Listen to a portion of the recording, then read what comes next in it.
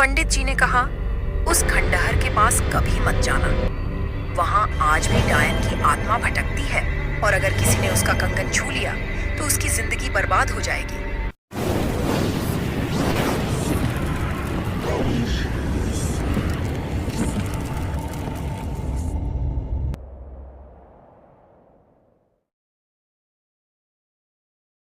रात का सन्नाटा पूरे गांव में पसरा हुआ था। जंगल के पास स्थित छोटे से गांव बुढ़ानपुर की कहानियां दूर दूर तक मशहूर थीं। खास तौर पर गांव के पुराने मंदिर के पीछे स्थित खंडहर और वहां की अजीब घटनाएं। लोगों का कहना था कि वह खंडहर कभी एक डायन का घर था। गांव के बड़े बुजुर्ग बताते थे कि बरसों पहले वहां एक औरत रहती थी जिसे लोग डायन कहते थे। उसके पास एक सोने का कंगन था जिसे वह कभी अपने हाथ से उतारती नहीं थी। लोग कहते थे कि वह कंगन उसकी शक्ति का स्रोत था। एक दिन गांव वालों ने मिलकर उसे जिंदा जला दिया, लेकिन उसका कंगन नहीं जल पाया। उसे उस खंडहर में ही दफना दिया गया। संजय, एक 20 वर्षीय लड़का, हमेशा इन कहानियों को सुनकर हंसता था। उसे भूत प्रेत पर यकीन नहीं था। वह गांव में अपनी माँ के साथ रहता था और पढ़ाई के साथ साथ खेतों में काम करता था।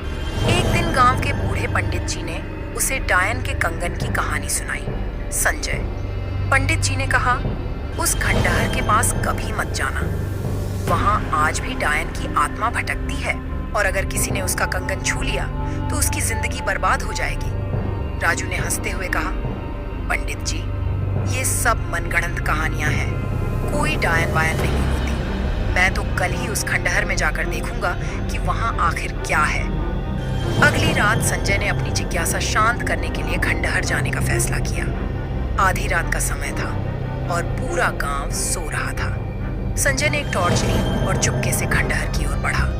खंडहर तक पहुंचते पहुंचते उसके दिल की धड़कन तेज हो गई। हवा में एक अजीब सी ठंडक थी और आसपास सन्नाटा पसरा हुआ था। खंडहर में कदम रखते ही उसे महसूस हुआ कि जैसे कोई उसे देख रहा है। खंडहर के अंदर जाते ही उसकी नजर एक छोटे से चबूतरे पर पड़ी। चबूतरे के बीचों बीच एक चमकदार कंगन रखा हुआ था। संजय की आंखें उस कंगन पर ठहर गईं। उसने कंगन उठाने के लिए हाथ बढ़ाया, तभी एक ठंडी हवा का झोंका उसके पास से गुजरा। संजय ने बिना किसी डर के कंगन उठा लिया। कंगन उसके हाथ में आते ही उसकी आंखों के सामने अंधेरा छा गया। उसे ऐसा लगा जैसे वह किसी दूसरी दुनिया में पहुंच गया हो।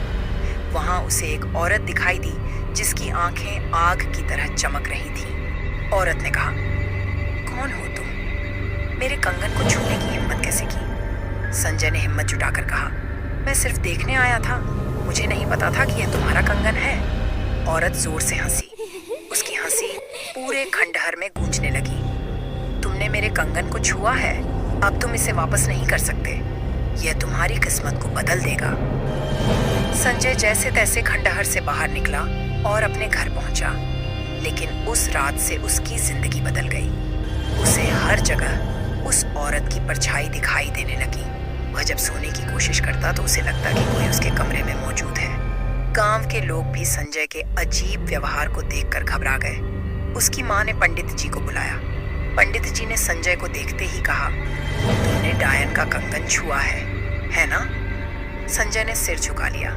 पंडित जी ने कहा, इस कंगन को वापस उसी जगह ले जाना होगा जहां से इसे उठाया गया था, लेकिन यह आसान नहीं होगा। अगली रात पंडित जी, संजय और गांव के कुछ लोग खंडहर गए। पंडित जी ने मंत्रों का जाप करते हुए कंगन को चबूतरे पर रखा। तभी खंडहर में भयंकर हवा चलने लगी। वह औरत फिर प्रकट हुई और चिल्लाने लगी, यह मेरा कंगन है, इसे कोई नहीं छू सकता। पंडित जी ने अपनी माला और मंत्रों से उस आत्मा को शांत किया। धीरे धीरे हवा थम गई और औरत की परछाई गायब हो गई। संजय को उस दिन समझ में आ गया कि हर कहानी के पीछे कुछ न कुछ सच्चाई होती है। इसके बाद उसने कभी ऐसी जगहों पर जाने की कोशिश नहीं की, लेकिन लोग आज भी उस खंडहर से दूर ही रहते हैं क्योंकि वहां डायन का कंगन अब भी रखा हुआ है। यह कहानी सिखाती है कि कभी कभी जिज्ञासा खतरनाक हो सकती है। अगर अभी तक रिया स्टोरी चैनल को सब्सक्राइब नहीं किए हैं तो सब्सक्राइब जरूर कर लें।